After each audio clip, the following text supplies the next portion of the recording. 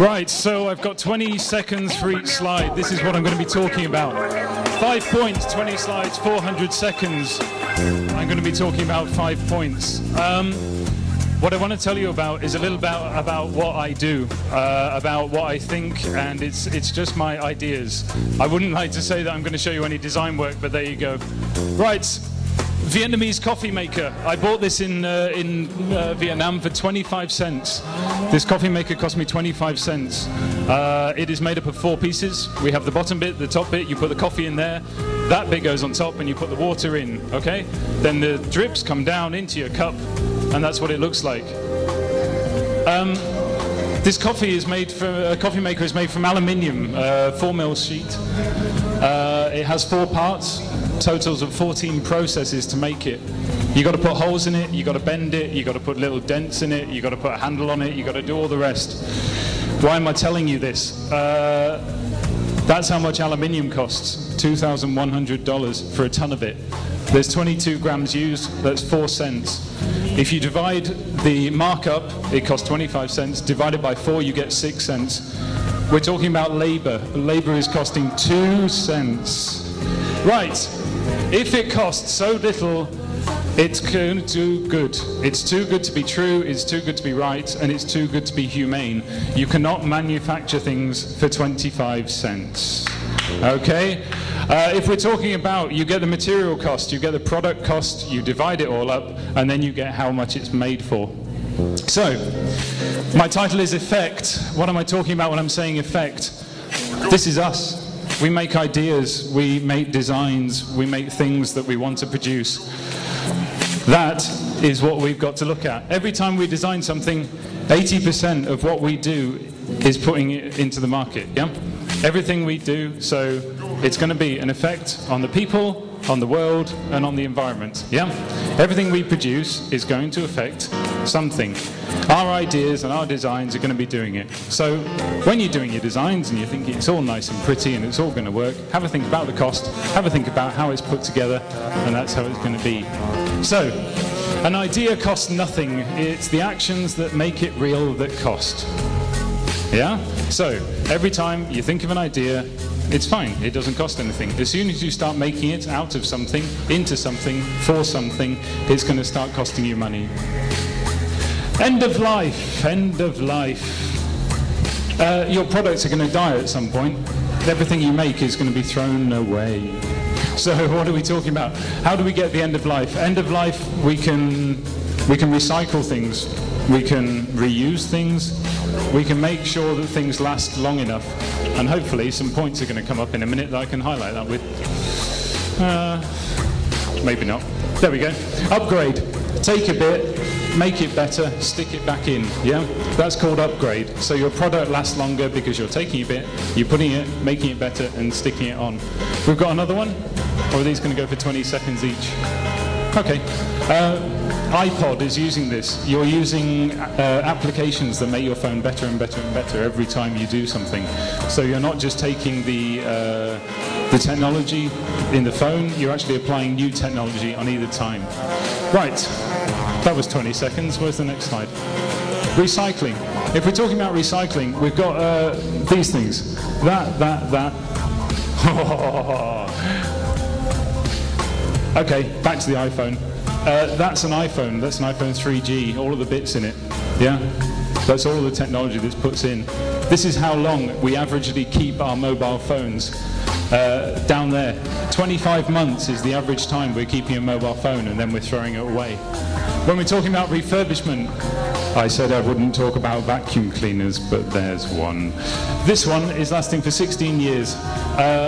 It's basically because you're taking the old stuff out, and you're putting the new stuff in. You can make your products last longer and longer and longer by doing that. Recycling. At the moment, you're able to take rubbish from absolutely anywhere and turn it back into a product that we can reuse in our machines. Yeah? If you can use this, again, from this feedstock here, there's everything in here. We've got keys, we've got bits of wood, we've got everything, and we can recycle it. But what we're looking for is a closed loop recycling. If we start doing the whole thing where we're just taking material that somebody else has used and recycling that, it's not going to help. We want to use our material, the same material that we're producing products in, to recycle it again. So, slides? Maybe not. One slide, two slide, three slide. Yeah. I was going to tell you about recycled plastic. There we go. That's a bag of rubbish. Then we come over here, and it turns into a lesser bag of rubbish.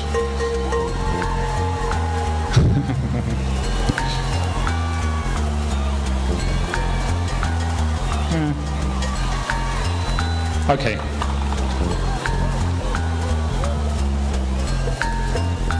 No? No. Right. I'm going to start telling you jokes, but I don't know any in German, so we can only do it in English.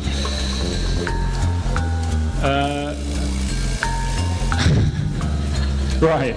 You change it from that, you turn it into that. Then we go on to the next slide.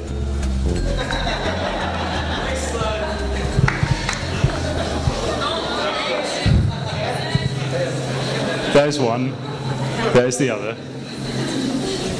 Right, you turn it from that, you turn it into this, okay? Can we have one more slide, please? Thank you. That's material that we can use. Otherwise, it's just recycled plastic. You need to be able to take it into its properties, into its actual types, into its ABSs, into its PCs, and turn it into its plastic. Right, done with closed-loop recycling. Next slide, please. Hey, how much time have I got, by the way? Does this just... Yeah? Okay, cool. So, things that we should be looking into. PVC is bad. PVC is going to be taken off the market. Nobody wants to use it. We shouldn't have it in wires. Use renewable energy in anything you do. Use recycled material. Take-back schemes, so you're taking stuff back. Yeah? Okay. Right. If you're making stuff, this is what you have to do. You have to pay for everybody to take it back and recycle it. The laws are going to change. You are going to be responsible for everything you produce. So, you're then going to take back all of your own rubbish that you produced. Dyson produces 4.2 million vacuum cleaners a year. Right, design for disassembly. This was a design for disassembly. You hit it here with a hammer and it fell apart into all of its different plastic parts. Yeah? Yeah, it did. But this is the thing. Nobody is going to do that. Nobody is going to hit it with a hammer. It's not going to happen. They are instead going to do this. Next slide, please. Thank you. This is a dishwasher. This part is made out of concrete and metal. Yeah. You take it, you put it up the recycling stream. In here, it gets broken up into 1,000 million tiny little pieces. Next slide, please. All of that concrete turned into dust and left the factory. You've got to understand that design for disassembly is about not making things that are going to explode when you're going to take them apart. Right, last bit. I tell you what, I was told by somebody that people were interested in how they could produce things in Vienna, how they could make things, and would a materials library be useful in Vienna? If I said now, would a materials library be useful in Vienna, would anybody want one? Yeah? Right. A material library isn't going to answer our problems. I think a material library would just help it. We're looking at trying to get the ideas through to development. Yeah? Everybody wants to make their own things. Everybody wants to develop their own products. So, in Vienna, do we actually need a physical building, or could we actually start getting people together to start producing products together? This is something I'm opening up to all of you, because I'm here for tonight, and if anybody's got any ideas of how they want to produce things or how they think they could, then I'm here to have a chat with. Please feel free to come and talk to me at any time, and I'm sure my time is going to run out. But because I've been looking at different slides, I'm sure it's not. Yeah.